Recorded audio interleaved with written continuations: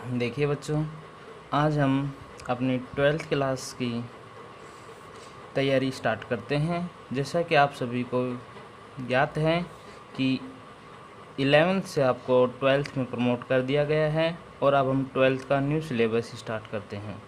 मैं हेमंत कुमार यादव आज आपके सामने चैप्टर 3 12th साइंस से और सब्जेक्ट अपनी मैथ है। तो चैप्टर 3 जो अपना चैप्टर है वो है आव्यूह, जिसे हम इंग्लिश में मैट्रिक्स के नाम से भी जानते हैं। मैट्रिक्स। देखिए बच्चों, जो मैट्रिक्स से अपना क्वेश्चन आता है वो 3 मार्क्स का क्वेश्चन आता है और ये चैप्टर बहुत ही आसान चैप्टर्स में गिना जाता है। तो आज हम इस मैट्रिक्स चैप्टर की कुछ बेसिक बातों के बारे में जानते हैं।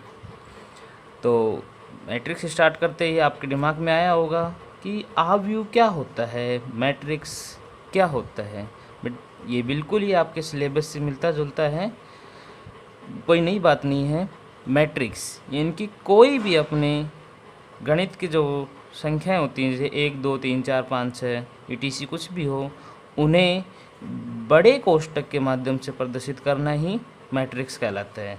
जैसे कि कोई भी संख्याएं हैं, उन्हें मैट्रिक्स में प्रदर्शित करने के लिए सबसे पहले आपका काम होगा कि उसको बड़ा ब्रैकेट लगा देना है और बड़े ब्रैकेट के अंदर कोई भी संख्याओं को निरूपित करना, जैसे 1 2 3 4 5 6 7 8 9।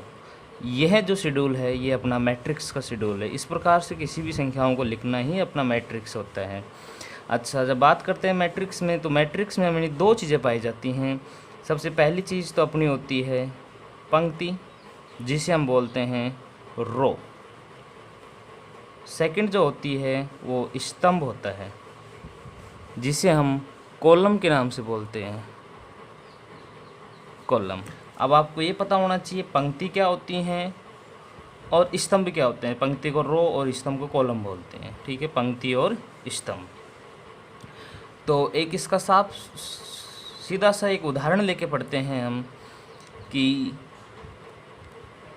एग्जाम्पल यही है कि किसी भी अक्षरों को लाइन के सापेक्ष पढ़ना। इस प्रकार से जो पढ़ते हैं वो हम पंक्ति में पढ़ते हैं और इस प्रकार से जो पढ़ते हैं वो अपने स्तंभ में होते हैं। यानी कि इस प्रकार से अपनी पाई जाती हैं रोज़ पाई जाती हैं और इस प्रकार से आपके कॉलम्स पाए जाते हैं, ठीक है। जैसे उदाहरण की बात कर रहा था मैं कि जब भी आप क्लासरूम में बैठते हैं तो एक डेस्क भी इस प्रकार से बैठते हैं, 1 2 3 बच्चे ऐसे बैठ गए, अगले पे 1 2 3 ऐसे बैठ गए, इस प्रकार से। तो जब भी क्लासरूम में हम बैठते हैं तो हमेशा रोज़ में बैठते हैं। रोज़ का मतलब पंक्तियों में बैठते हैं। और सेकंड उदाहरण ये ले पंक्ति कॉलम के लिए कि जब हम प्रेयर ग्राउंड में बैठते हैं, जहाँ प्रेयर करते हैं, वो इस प्रकार से स्तंभ बनाते हैं, ठीक है। इंग्लिश के स्तंभ को कॉलम बोला जाता है। तो जो प्रेयर में जो स्टूडेंट्स बैठते हैं वो कॉलम में बैठते हैं और क्लासरूम में जो स्टूडेंट्स बैठते हैं वो रोज़ में बैठते हैं। तो ये बात होगी अपनी। अच्छा, इन्हीं कॉलम और रो को मिलाकर ही इसका ऑर्डर बनाया जाता है, जिसे हम m इंटू n से बोलते हैं। m इंटू n, यानी कि m होती है अपनी पंक्तियों की संख्या। इसमें कितनी पंक्ति हैं? 1 2 3, तो m की वैल्यू 3 होगी। और n होता है स्तंभों की संख्या। स्तंभों की संख्या 1 2 3। जैसे कि एक उदाहरण लेते हैं, एग्जाम्पल।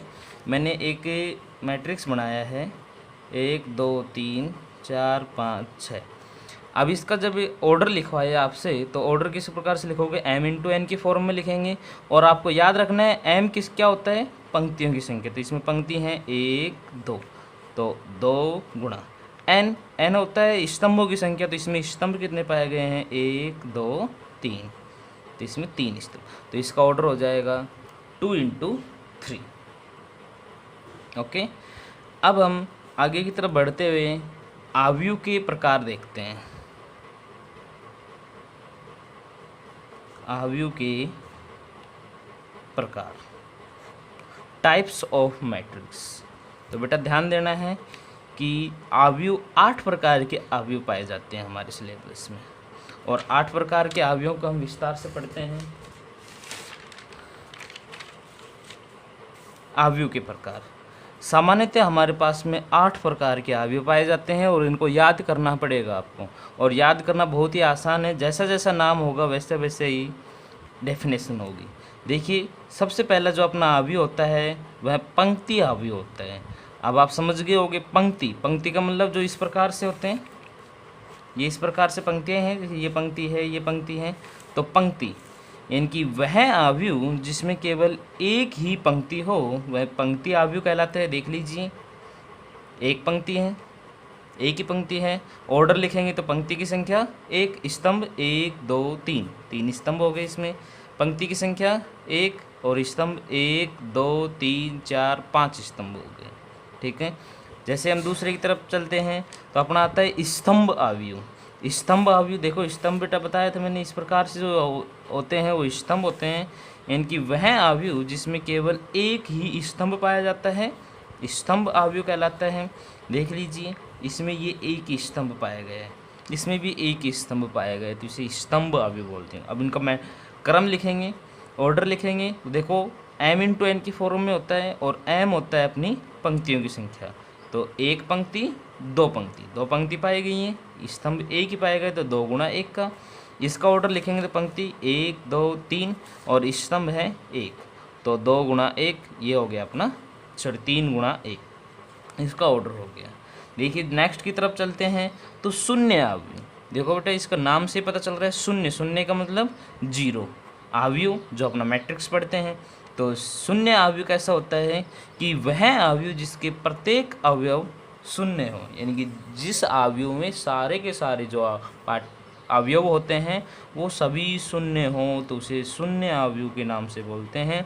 और शून्य अवयव को सामान्यतः ओ से नहीं, बड़े 0 यानी कि शून्य होता है बड़े साइज का शून्य से प्रदर्शित करते हैं। देखिए ये तो बड़े साइज का शून्य बराबर 0 0 0 0 यानी कि सभी अवयव 0 0 हैं। तो इसका ऑर्डर देखेंगे तो 2 पंक्ति और 2 ही स्तंभ है। ये 3×3 का है, 3 पंक्ति हैं, 3 स्तंभ और शून्य से प्रदर्शित किया गया है। नेक्स्ट नंबर 4 की तरफ चलते हैं तो अपना आता है वर्ग अवयव। वर्ग अवयव क्या होता है अभी देखिए, वर्ग से नाम पता चला होगा, वर्ग मैथ में पढ़ते हैं वर्ग यानी जिसकी सभी भुजाएं समान होती है, लंबाई और चौड़ाई दोनों समान होती हैं। उसी प्रकार से हम अवयव में भी पढ़ते हैं कि वह अवयव जिसमें पंक्ति और स्तंभों की संख्या समान हो वर्ग अवयव कहलाता है। यानी कि वर्ग में लंबाई और चौड़ाई नहीं है अब अपने पास में, इसमें पंक्ति और स्तंभ, क्योंकि मैट्रिक्स पढ़ते हैं, मैट्रिक्स में पंक्ति और स्तंभों के बारे में ही जानकारी है अपने पास में। तो जिसमें जितनी पंक्ति हो उतने ही स्तंभ हो तो उसे हम वर्ग अवयव के नाम से जानते हैं। देखिए इसमें एक पंक्ति दो पंक्ति, स्तंभ भी एक स्तंभ दो स्तंभ, यानी कि 2 × 2 का। अब एक बात ध्यान देना है, अवयव में कोई भी नेगेटिव वर्ड्स भी हो सकता है, जैसे -3 -5 0 कुछ भी हो सकते हैं। यानी कि जो भी गणित के जो वर्ड्स होते हैं उन्हें हम प्रदर्शित करते हैं बड़े ब्रैकेट में, तो अपना अवयव बन जाता है, मैट्रिक्स बन जाता है। देखिए 3×3 का, इसमें 1 2 3 पंक्ति है, 1 2 3 ही स्तंभ है। इनकी पंक्ति और स्तंभों की संख्या समान हो तो उसे हम वर्ग अवयव के नाम से जानते हैं। नेक्स्ट नंबर 5 आता है अपना विकर्ण अवयव। देखिए नाम से पता चल रहा है विकर्ण, विकर्ण का मतलब कोई भी डायग्राम होता है, जैसे कि ये वर्ग है, इस वर्ग का विकर्ण इस प्रकार से, आयत का विकर्ण इस प्रकार से। ठीक है, तो आप विकर्ण इसमें भी पढ़ेंगे कि वह वर्ग अवयव। देखिए विकर्ण अवयव को पढ़ने से पहले यह नाम आया है वर्ग अवयव। वर्ग अवयव से आपको पता चल गया होगा कि जो विकर्ण अवयव है वो वर्ग अवयव से मिलता जुलता है। इनकी पहले वर्ग की डेफिनेशन लिखिए।